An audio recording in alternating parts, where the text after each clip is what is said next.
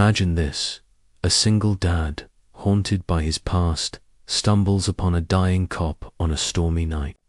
What he does next?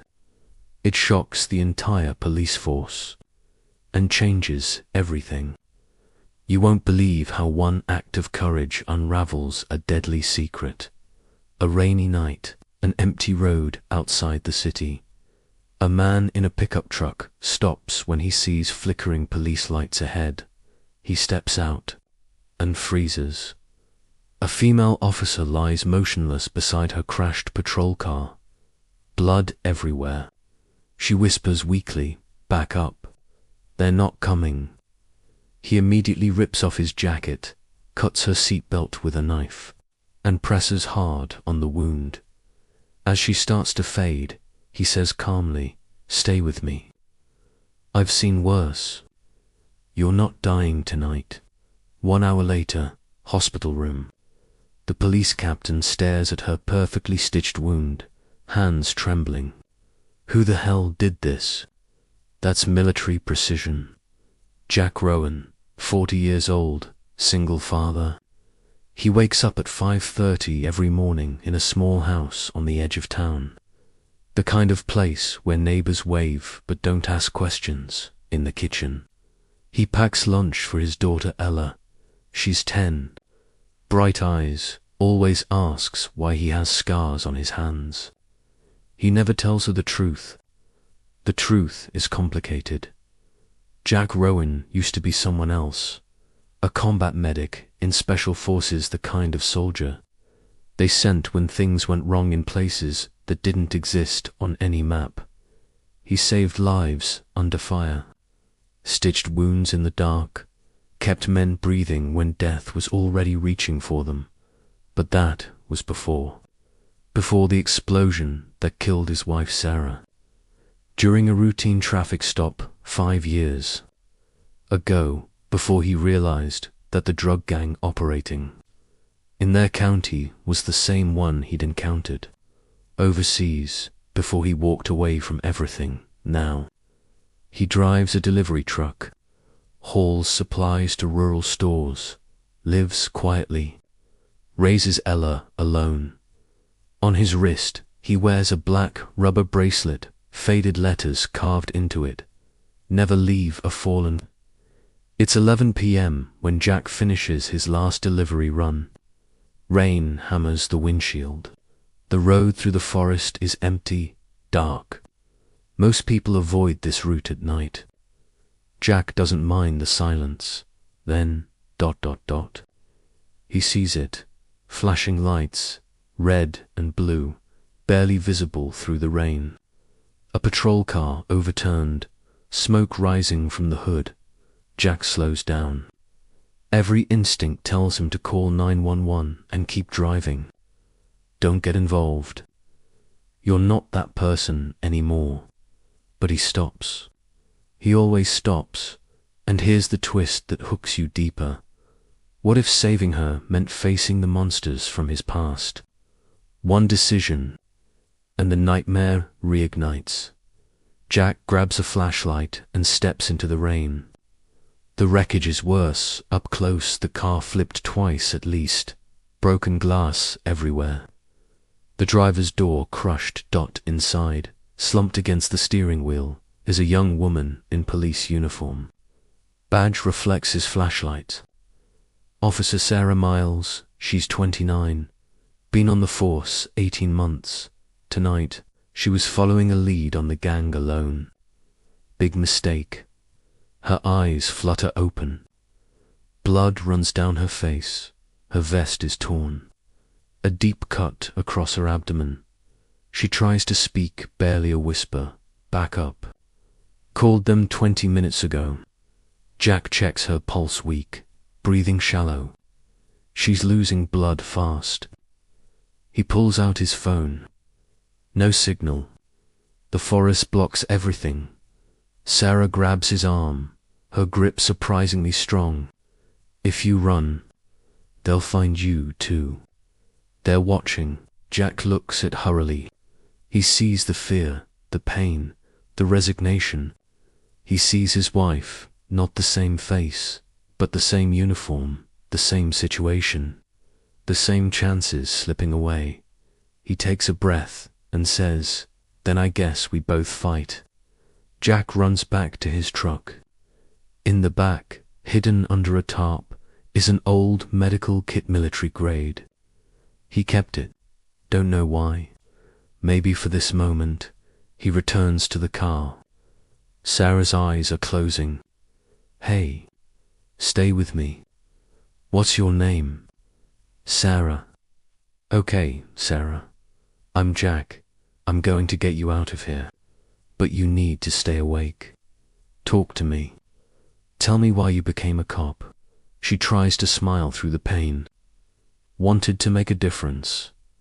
"Good reason." Jack assesses the damage. The wound needs immediate pressure.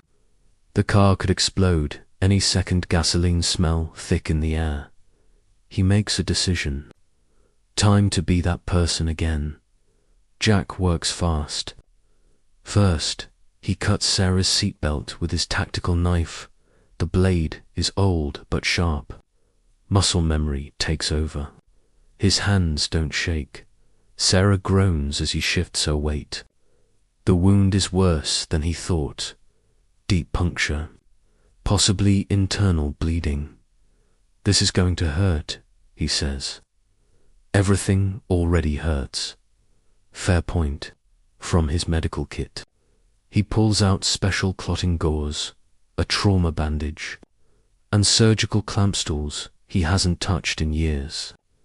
They feel familiar in his hands. He packs the wound. Sarah screams. He doesn't stop, can't stop. If he stops, she dies. "Talk to me, Sarah. Who did this to you?" Through gritted teeth, was following a suspect. Gang spot connection. "They ran me off the road." Jack's jaw tightens. The gang, always the gang. How many? To vehicles. Maybe 6 men. "They left me here. They think I'm already dead. Let's keep it that way."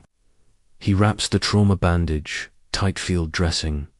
Not pretty, but effective. The bleeding slows. Sarah's breathing stabilizes slightly, but they're not safe yet. The gas smell is stronger now the car is leaking fuel. One spark, and they're both gone. "Can you move?" Jack asks. "I don't know. You're going to have to try." On 3. 1, 2, 3. He lifts her. She's light to light. The adrenaline helps. He carries her away from the wreck 20 feet, 30.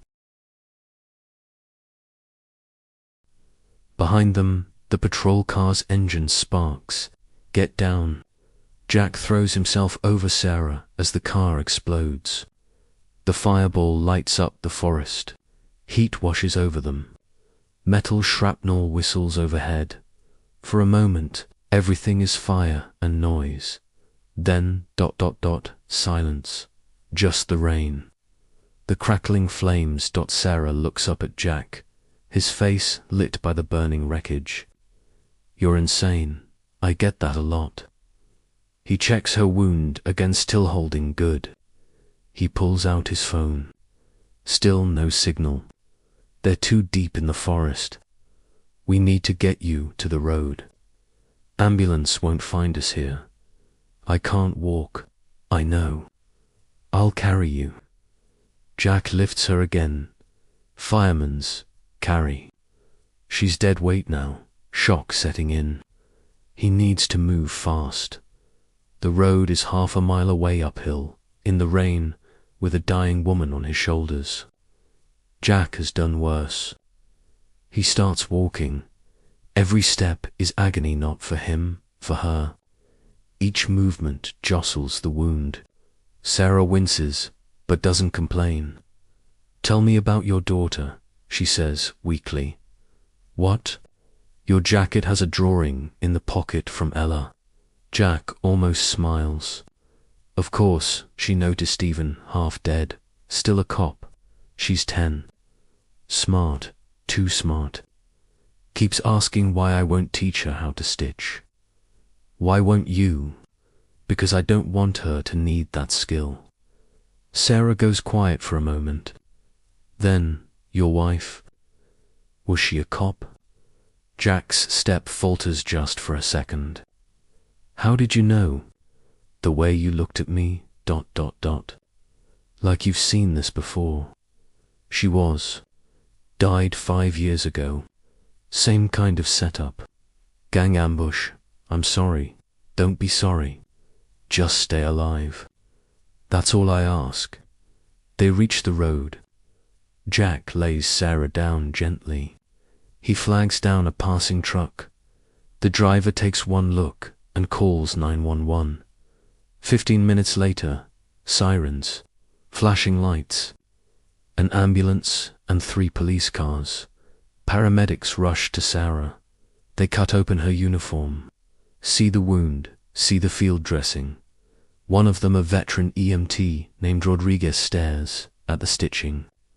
Who did this? The other paramedic shakes his head. This is military-grade trauma care. Whoever did this saved her life. She'd have bled out in 10 minutes without it. Police officers surround Jack. Questions fly. What's your name?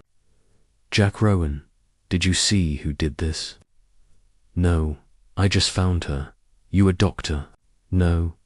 Then how the hell did you? I used to be a medic, ... Long time ago.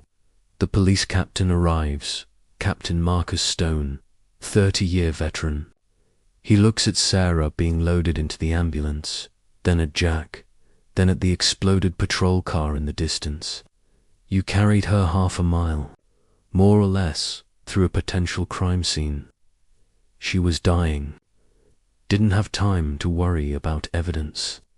Captain Stone studies Jack really, studies him, sees the old scars, the calm demeanor, the way he stands like someone who's been in combat. What's your full name? Jack Rowan, you military? Jack hesitates, then was. Not anymore. What branch? Does it matter? It does to me. Jack meets his eyes. Special Forces. Combat medic. Honorably discharged 5 years ago. Captain Stone nods slowly, like pieces are clicking together. We're going to need a statement tomorrow. Right now. I need to get home to my daughter. Jack turns to leave. Captain Stone calls after him. Mr. Rowan. Thank you. You saved one of ours tonight. Jack pauses, doesn't turn around. Just did what anyone should do. He walks to his truck. As he opens the door, he notices something on his wrist. The bracelet is gone. Must have fallen off during the rescue. He looks back at the ambulance. Sarah is being loaded inside. She's conscious, looking at him. Their eyes meet across the distance. She raises one hand, weakly wrapped. Around her wrist is his black bracelet. Never leave a fallen. Jack nods once, then drives away into the night. 3 days later, Sarah Miles wakes up in County General Hospital. White walls, beeping machines, pain medication coursing through her veins. Captain Stone sits beside her bed, his face serious. How are you feeling? Sarah tries to sit up, winces. Like I got hit by a truck. What happened to the case? Forget the case. Tell me about the man who saved you. Sarah closes her eyes, remembering. Tall, maybe 6'2", dark hair with some grey 40s. Calm under pressure. Really calm, like he'd done it 1,000 times. What did he say to you? That I wasn't dying tonight. That he'd seen worse. She pauses. Captain. Whoever he was, he knew exactly what he was doing. Military trauma care, perfect field stitching. He carried me half a mile through the rain. Captain Stone pulls out a tablet, shows her a photo. Is this him? Sarah stares at the screen. Jack Rowan's driver's license photos. Yes, that's him. Who is he? That's what we're trying to figure out. The investigation moves fast. Detective Maria Reeves traces the truck registration, finds Jack's address, small house, quiet neighborhood, nothing suspicious. She runs his background. What she finds makes her call Captain Stone immediately. Captain, you need to see this. They gather in the conference room. Jack's military record displays on the screen, most of it redacted, black bars everywhere, classified missions, but some details remain. Jack Rowan, Special Forces combat medic, deployed 7 times to classified locations, Silver Star recipient, expert in tactical medicine and emergency trauma care, honorably discharged 5 years ago. After his wife was killed, Captain Stone reads the name of Jack's deceased wife, Sarah Rowan, patrol officer, killed during a drug bust that went wrong. Detective Reeves pulls up the case file. The suspects were never caught, but intelligence suggested gang involvement. The same gang operating in their county right now. Jesus, Captain Stone whispers. He's been hunting them. Or avoiding them, Reeves counters. He left the service, became a civilian. If he wanted revenge, he would have taken it by now. Maybe he's waiting for the right moment. 2 detectives drive to Jack's house. Morning, 8 a.m. Jack is in the kitchen making pancakes. Ella sits at the table doing homework, normal, peaceful. The doorbell rings. Jack knows who it is. Before he opens the door, he saw the unmarked car pull up. Mr. Rowan. That's me. I'm Detective Reeves. This is Detective Park. We'd like to ask you some questions about the incident 3 nights ago. I already gave a statement. We have some follow-up questions. May we come in? Jack glances back at Elu. She's watching, curious. Give me a minute. He walks back to the kitchen, kneels beside Ella. Honey, I need to talk to these people. Can you go to your room and finish your homework? Am I in trouble? No, I am a little, but it's okay. Ella looks worried. Jack kisses her forehead. Everything's fine, I promise. She leaves.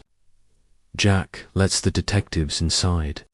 They sit in the living room, small space. Modest furniture, but Detective Reeves notices something on the wall, a shadow box.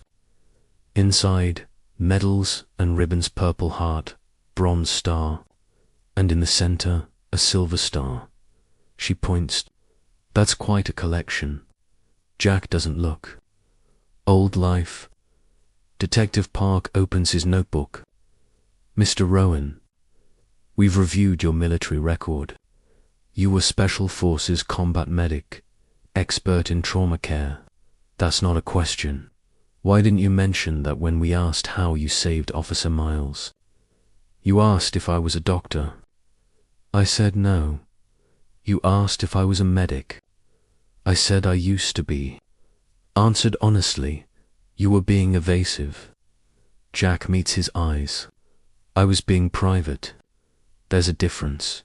Captain Stone enters the house. The detectives didn't expect him. He must have been waiting outside. Mr. Rowan, we need to talk about why a decorated Special Forces medic is driving a delivery truck in the middle of nowhere. Jack stands. Is that illegal? No. But it's interesting. Especially when that same medic saves a police officer investigating the same gang that killed his wife 5 years ago. The room goes silent. Jack's expression doesn't change, but his hands tighten slightly. I don't know what you're implying. Captain Stone steps closer. I'm not implying anything. I'm stating facts. Your wife, Sarah, was killed by gang members during a traffic stop. The case went cold. You left the military immediately after, moved here, stayed quiet, and now you save an officer investigating that same organization. Coincidence? I don't believe in coincidences. Jack's voice drops. What do you want from me? Captain Stone pulls out a chair, sits down. Officer Miles is alive because of you, but she's still in danger. The gang knows she survived. They'll come for her again. Then protect her. That's your job. We're trying, but we're outgunned. These people have military-grade weapons, tactical training. They know how we operate. We need someone who thinks like they do. Jack shakes his head. No, we need a tactical consultant, someone who understands combat medicine, ambush tactics, counterinsurgency. I said no. Why? Jack points toward the hallway where Ella disappeared. Because I have a daughter who needs a father, not a corpse. Detective Reeves speaks softly. Mr. Rowan, if we don't stop them, how many more officers die? How many more wives lose their husbands? How many more daughters lose their fathers? Jack looks at her, then at the medals on the wall. He thinks about Sarah Miles Young, brave, bleeding out in the rain. He thinks about his wife's same uniform, same commitment, same fate. He thinks about Ella. What would she want him to do? The answer comes to him clearly. She'd want him to make sure no other kid loses their parent the way she lost her mother. Jack takes a breath. I'll consult. Nothing more. I don't go into the field. I don't carry a weapon. I analyze tactics and teach your people how to stay alive. That's it. Captain Stone extends his hand. Deal. They shake. Detective Reeves smiles. When can you start? Tomorrow, but we do this my way. I train your officers in tactical combat medicine. I review your operational plans. And if I say something's too dangerous, ... you listen. Agreed. Jack walks them to the door. As they leave, Captain Stone turns. One more thing. Officer Miles asked me to give you this. He hands Jack a small box. Inside, the black bracelet, cleaned, polished, ... and a note in shaky handwriting. Never leave a fallen. Thank you for not leaving me. Sarah M. Jack stares at it for a long moment. Then he puts it back on his wrist, where it belongs. 2 weeks later, Jack stands in the police training room. 15 officers watch him. Sarah Miles sits in front, still healing but determined. Captain Stone introduces. This is Jack Rowan, former Special Forces medic. He'll teach you how to survive. Jack steps forward. The first 60 seconds in a crisis determine if you live or die. I'm here to make sure you live. 3 hours of training, tourniquets, wound packing, pressure points. Jack corrects their technique professional, patient after class. Sarah approaches. Thank you for everything. How's recovery? Slow but steady. She pauses. Captain told me about your wife, did he? I'm sorry. You couldn't have known. Is that why you saved me? Jack thinks. I saved you because it was right. But yes, I saw her and you. Same uniform, same courage. Sarah's eyes water. We're closing in on the gang, raiding their warehouse in 3 days. Captain wants you there as tactical consultant. Jack hesitates. I don't go into the field. Just observe. Your judgment could save lives. He thinks of the young officers, good people, inexperienced. Fine. But I stay in the command vehicle.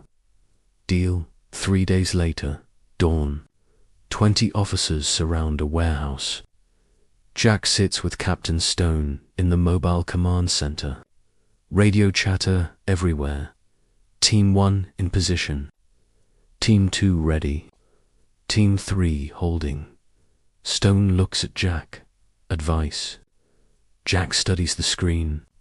Rear exit, probably rigged to explode. Keep Team 3 back, that's where they'll run. How do you know? Because it's what I'd do. The raid begins. Flashbangs, shouting, chaos. Inside, 6 gang members are surrounded, outgunned. Their leader, Vargas, runs for the back door just as Jack predicted. Team 3 waits. Freeze. Police. Vargas pulls out a detonator, smiles. Come closer, and we all die.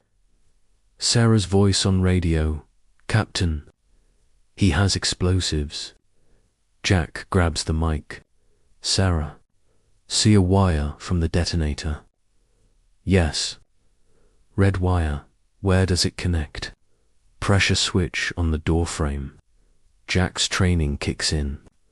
Don't let him touch that door, building will blow. Take the shot. Silence. Then Sarah, steady, copy. 1 shot clean. Vargas drops. Detonator falls harmlessly. Target down. Building secure. Officers emerge. Suspects arrested. 0 casualties. Stone exhales. Too close. Jack nods. Always is. Later, at the debriefing, everyone's exhausted but alive. Captain Stone addresses the room. We took down a major gang operation tonight. No officers killed or injured. That's because of preparation, training, ... And 1 man who refused to let us go in blind. He looks at Jack. Jack Rowan reminded us why we wear this badge. To protect, to serve, to never leave a fallen. Applause fills the room. Officers who doubted him now stand and salute respect. Sarah approaches with something in her hands. Jack. Silver Star Medal. This belongs at the station, so everyone remembers what real courage looks like. Jack tries to refuse. I didn't do this for recognition. Sarah smiles. I know. That's exactly why you deserve it. She pins it to the wall of honor, right next to fallen officers. Jack stares at it. His old life and new purpose finally connected. Captain Stone shakes his hand. You saved my officer. Then you saved my team. We owe you everything. Jack looks around the room. Young faces, grateful faces, alive faces. You don't owe me anything. Just promise me one thing. What's that? Go home safe to your families. Every single night. Stone nods. That's a promise. As Jack leaves the station, officers line up a corridor of respect. Each one nods as he passes.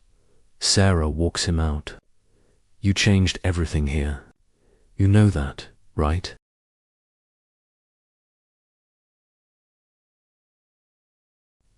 Jack looks back at the station lights on officers inside. Safe. No. I just reminded them what they already knew. He gets in his truck and drives home to Ella, to peace, to purpose.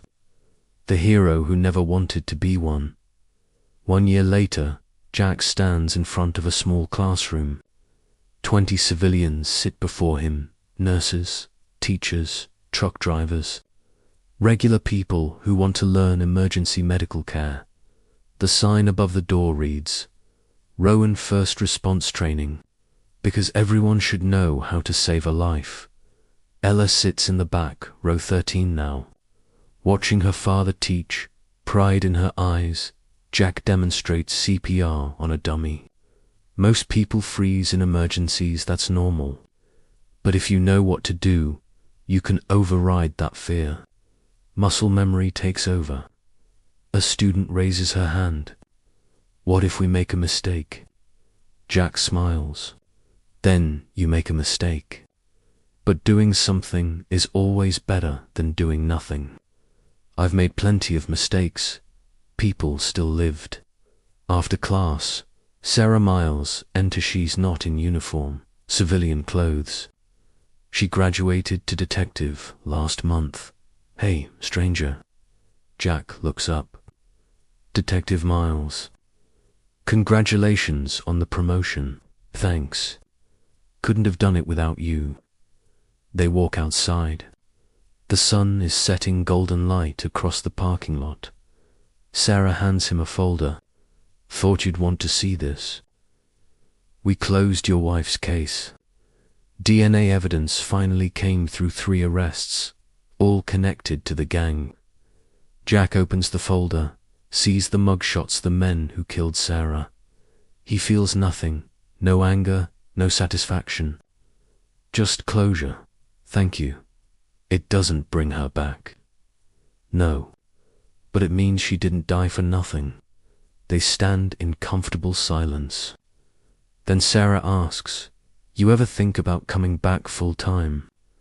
Consulting with a department? Jack shakes his head. This is where I belong, teaching civilians, giving them skills they hopefully never need. It's quieter, ... simpler, less dangerous. That too. Ella walks out, sees Sarah, waves. Hi, Sarah. Hey, kiddo. Your dad teaching you all his secrets. Some, he won't teach me the really cool stuff until I'm older. Jack ruffles her hair, because the really cool stuff is also the really scary stuff. They watch Ella get in the truck. Sarah turns to Jack. You know what I realized? You never stop being a soldier. You just change your mission. Jack considers this. Maybe I finally figured out what I was fighting for all along. What's that? Not glory, not revenge, ... Just making sure good people get to go home to their families. Sarah nods, understands. She hugs him briefly. The world needs more people like you. The world needs more people like everyone. We all have something to give. She leaves. Jack walks to his truck. Ella is playing music, singing off-key. He climbs in, starts the engine. On the dashboard, his black bracelet hangs from the mirror, the words visible. Never leave a fallen. He doesn't wear it anymore, doesn't need to, because he's not leaving anyone behind. Not anymore, not ever. He drives home as the sun sets, his daughter beside him. His purpose clear. A former soldier, a single father, a teacher. A man who stopped at an accident and changed everything. Subscribe. If you believe courage doesn't retire, download YouTubesubtitles.com.